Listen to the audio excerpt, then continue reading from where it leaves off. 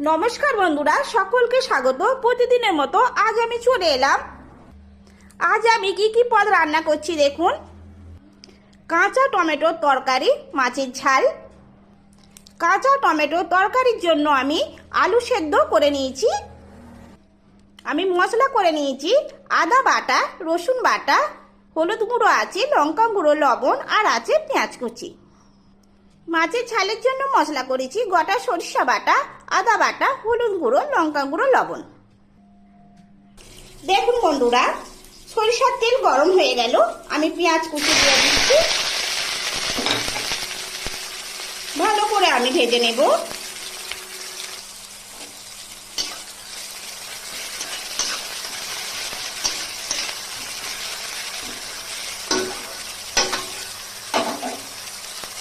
এইদিকে আমি গরম সরিষার তেলে লবণ হলুদ মাখিয়ে